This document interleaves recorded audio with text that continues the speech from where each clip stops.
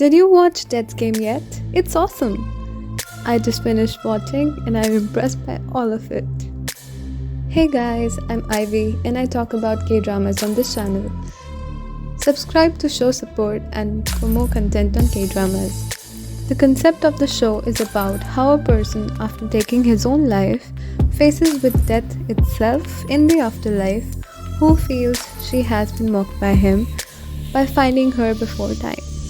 According to her, he has taken advantage of the privilege that God has given to humans, which is to die only once in a lifetime.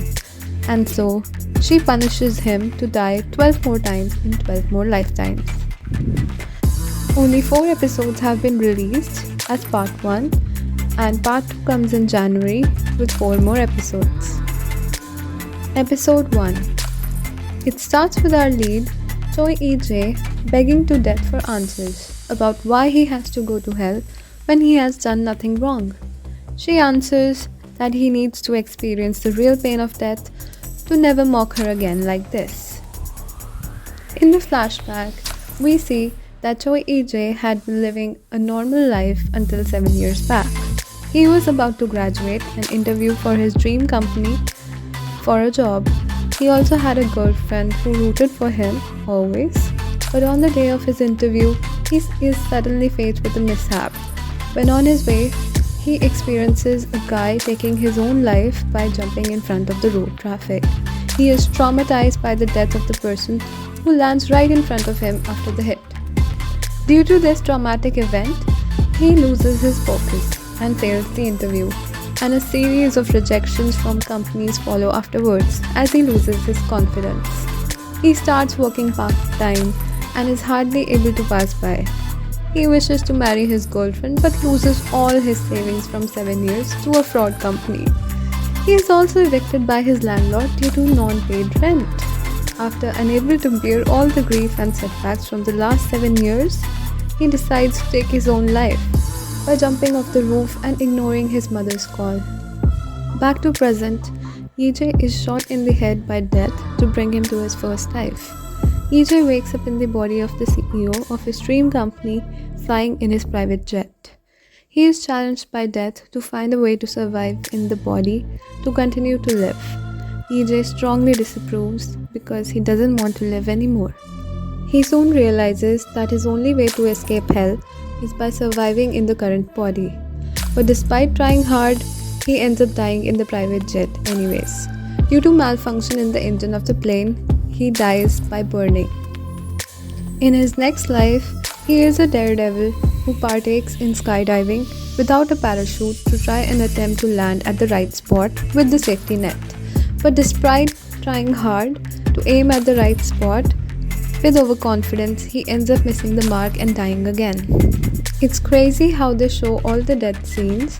The scenes will keep you hooked and they will almost be hard to predict. It's like a video game in real life. In episode 2, E-Jae asks Death what it is that he did so wrong that he has to go to hell. He doesn't understand why Death is making him go through this all. And who has he harmed? Death asks him to really think about who he has harmed and left behind so that he can regret and repent, and shoots him to send him to his next life.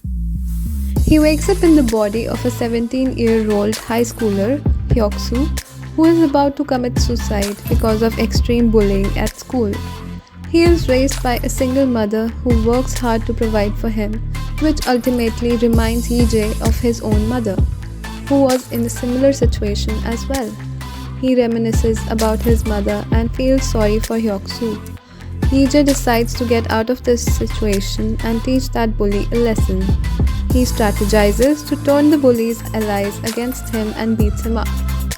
The bully is abandoned by all of his friends and feels utterly humiliated. E-Jae feels content on saving his and Hyuk-soo's life, and finally, he is able to escape death's punishment. But to his utter disbelief, the bully attacks him out of the blue from behind with a rock and smashes his head, killing him right there. E-Jae drops back to his body in the afterlife, frustrated. He questions Death if she killed him again, purposefully since he almost won. She throws him away in anger and tells him that the pain is only going to get worse in the coming lives. Yi lands in the body of a 35-year-old guy, Yi Jong-hun, who is a fixer by profession. He works for the underworld and helps rich kill their enemies. To save the woman he loves from bad people, he steals 10 billion won from his boss and decides to run away with her. He manages to slip away from the gang that chases him thoroughly. He reaches the destination where he is supposed to meet the woman and takes a sigh of relief on seeing her. She also asks about the money he stole. He tells her that the money is secure and can be reached by the boat only, and is hit in the head by a bullet. To his disbelief, Yi finds out that she shot him in the head for the money. This episode was really thrilling and unpredictable. The chasing sequence was also amazingly shot and the cinematography was great. It was overall very fun to watch. Episode 3. Yi is in shock because of that woman's betrayal, while Death laughs on his face and calls him a fool. He plans to retrieve the 10 billion won from his previous life as he is the only one who knows where it has been secured. On to his next life, Yi lands in prison in the body of a 21-year-old guy, Tae-sung, whose dream was to be an MMA fighter. But due to financial debt on his family, he makes a drastic decision and ends up in prison by taking fall for another person for money. Tae-sung is stuck in prison with other inmates. Among them is the bully who killed Yeok-soo in Ye-jae's previous life. That bully is pretending to be a psychopathic killer to scare all his inmates. He is beaten up by Tae-sung and his identity is revealed in front of everyone. Tae-sung is attacked by the prison mates while working in a workshop and learns that he has a prize on his head that will be paid by the client for which he took the fall. The client does not want him to get out alive. He fights all the inmates and saves himself. Tae-sung is released from prison 4 days later. He goes on to retrieve the money that he had hidden in his previous life and divides them up in 2 bags, one for his mother and the other one he stores in a locker. On his way to his current life mother, Tae-sung is attacked by someone with a knife. He finds out that it is the person whose daughter had been killed by his client. He tries to explain to him that he is not the killer and the father runs away from there. But Tae-sung is attacked again by one of his inmates who was his friend but was also after the prize on his head. He is stabbed by him to death while trying to pick up a call from his mother. Yi wakes up again in sadness, missing his mother, and asks Death to quickly shoot him again because he wants to retrieve the remaining money.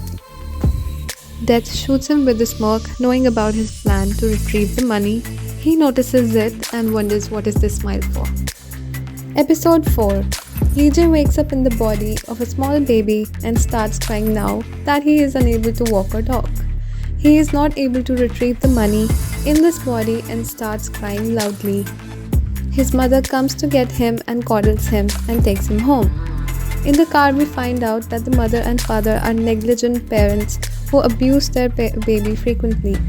The mother eventually kills the baby by suffocating him with a pillow upon cops being called to her home on suspicion of child abuse. She flips and when the cops leave, kills the baby. Yi wakes up again in shock and asks Death why did she choose the life of a baby for him. She tells him that he had been negligent with his own life and decided to quit when the baby did not even have a choice. He is shot again and wakes up in the body of a famous model named Gonu. Gonu is a model who also works part-time at his brother's cafe. He meets Yi-jae's girlfriend there, who comes often to work on her novels and story in the cafe. After seeing her there, Yi-jae feels emotional and starts to remember his time with her. He starts to initiate conversation and tells her that he wants to turn his idea into a novel. He shares a story of reincarnation and meeting death after suicide as a fictional story and starts to tell her all the events that followed up until now. She listens and starts writing the novel, taking a lot of interest in his story. She starts to remember Yi-jae because of so much similarities between Gonwoo and Yee-jae. One day, while walking her home after the day at the cafe, he starts sharing with her that he is Yee-jae only and he is the one experiencing the story that he told her. He also tells her that he still loves her. She takes time to process what has been said. But suddenly, they both get hit by a speeding car ruthlessly. And the guy who hit them is the same person who was the client Tae-sung in Yee-jae's previous life. He is also the CEO's younger brother of Yee-jae's dream company. Yee-jae wakes up in the afterlife utterly devastated on the death of his girlfriend. He becomes angry and jumps up to run to death and points the gun at her head. He tells her to experience death herself and shoots her in the head. It was a crazy cliffhanger at the end, eagerly waiting for the next part. Tell me what you think about this show in the comments down below. Thanks for watching.